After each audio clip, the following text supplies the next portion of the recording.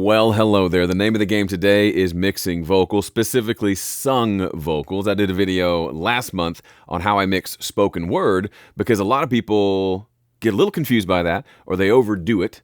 So go watch that video if you haven't seen it yet. But a couple of comments were saying, this is great, but would you approach a singing vocal any differently? That's what Mike had to ask.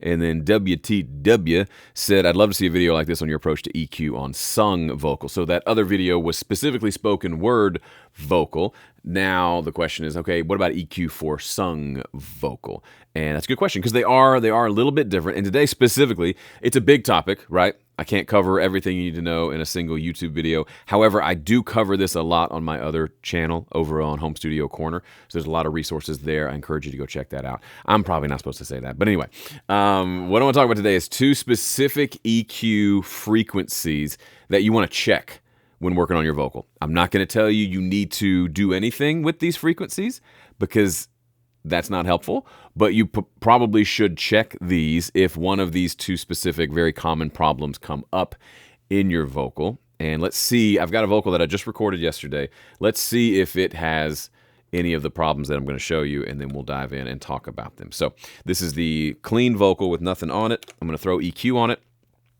and we will start there with Pro EQ. But let's first do a pretty controversial thing, honestly. Let's listen to it.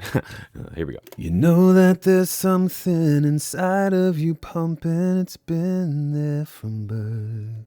You know that there's something inside of you pumping, it's been there from birth. All right, so what do we hear? It's warm. It's very warm. This microphone, the one I use, is very warm.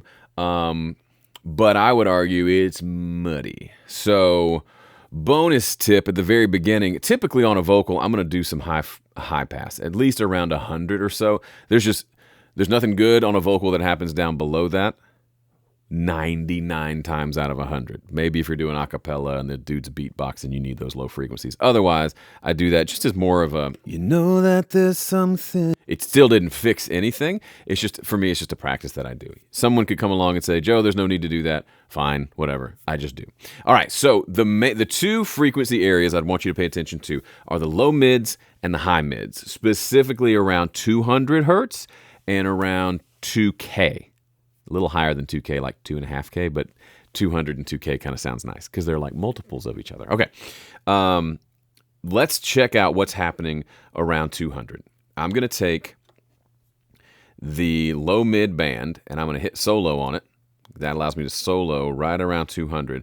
Let's just see what's happening. What's happening down there? You know that there's something. Okay, there's a lot of stuff down there. You know. Now, for the record, this will always sound bad. So if you do this and you say, oh, that sounds bad, I need to cut all those frequencies. That's not the point. The point is, listen to the vocal. What's the most prominent chunk of frequencies that you hear? You know that there's something inside of you pumping. For me, it's obvious it's down in the low mids. It's this woo, woo, woo, woo, woo that I don't need in the mix. This mix, by the way, has like electric piano and... You know that there's something inside of you. So it's already a warm production. It's not done yet, but some basic tracks are there, and I already know how it's going to sound. So the vocal can't be super thick. I've yet to meet a song where the vocal needs to be super thick like this.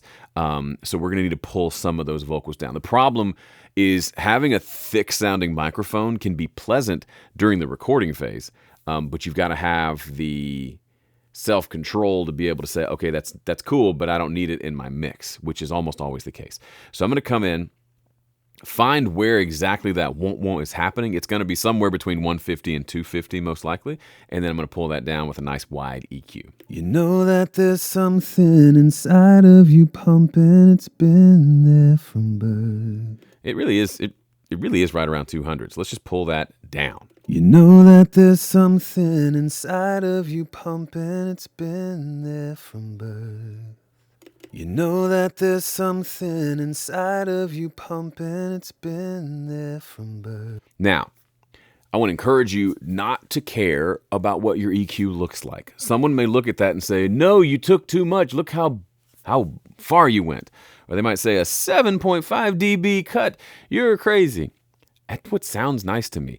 The vocal went from being muddy to having a nice little hint of warmth to it without being super muddy. Now, it also got quieter.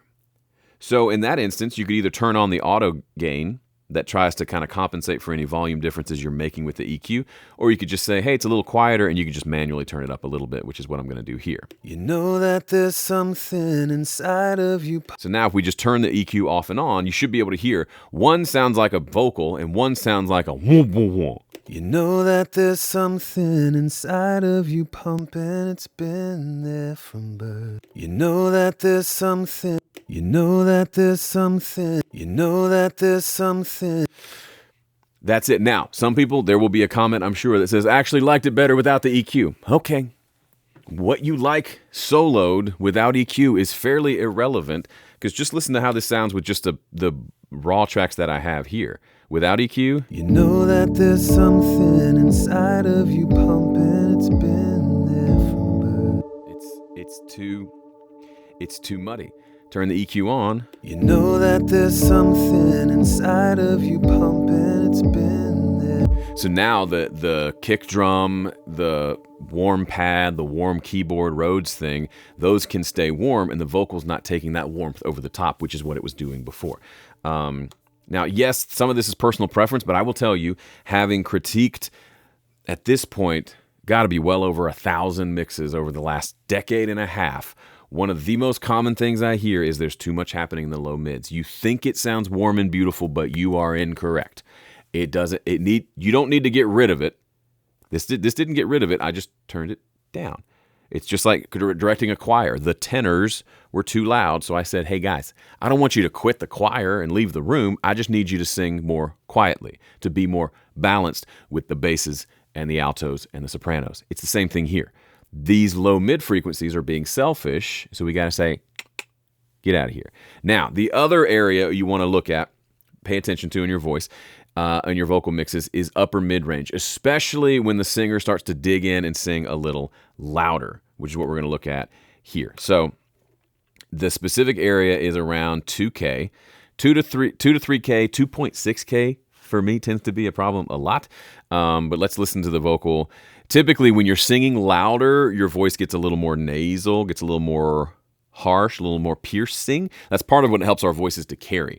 I like to sing opera just to joke around, like with my family, and my wife always cringes when I'm like, na, na, na, because that piercingness is that upper mid range.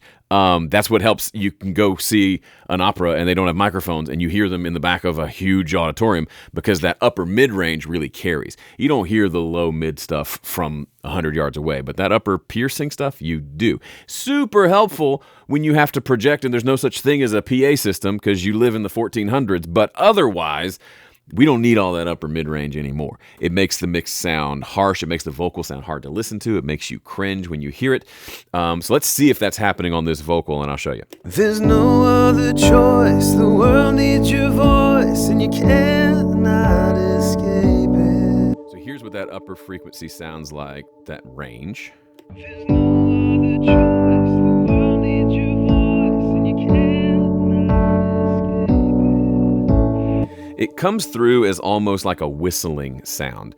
And so it'll be sometimes just certain notes and phrases, certain vowel sounds will poke out more. And you may find that you need to do some sort of either dynamic EQ or some sort of just regular notch type EQ to pull some of that down. On this specific vocal, I don't hear it as badly. There's no other choice. The world needs your voice, and you cannot. But if it were a problem, it would sound a little bit like this. There's no other choice. The world needs your voice, and you cannot escape it. Now that problem may introduce itself later on. Once I add in compression, that may emphasize that more, and I might pull this down. This specific song, since I'm not singing super loud, that upper mid isn't a problem. But if it was like a rockin' tune where I'm really digging in, it probably has a little bit more. I'm actually glad I didn't have to cut it here because I didn't want you to think that you always cut at 200 and always cut at 2.5. For me, I always check what's happening there. Low mids is almost an always. unless the mic is super bright and your voice is super thin and you're way far from the mic, there's going to be some warmth there. That's fine. It's easy to pull down. Upper mids is a crapshoot. Sometimes I mess with it, sometimes I don't, but I always check because that can be a real, especially when you go listen to your mix on like smaller earbuds. Or like smaller speakers, those upper mids can make or break the vocal mix. So it's good to pay attention. Hey, what's going on with this vocal in the upper mids? Are there certain phrases or words where it's jumping out and making the vocal sound way louder than it needs to be and kind of hard to listen to, or it makes me not want to turn the vocal up because those frequencies hurt when they come around? I can probably deal with that with either regular EQ or dynamic EQ. And then the vocal stays smooth and doesn't like have these big spikes in volume up in those upper mids. So now I can turn the vocal up and it sounds lovely. It's really interesting, and it's a very simple approach. So make sure you check those two frequencies, and your next vocal mix should sound wonderful. Thanks for watching. See ya.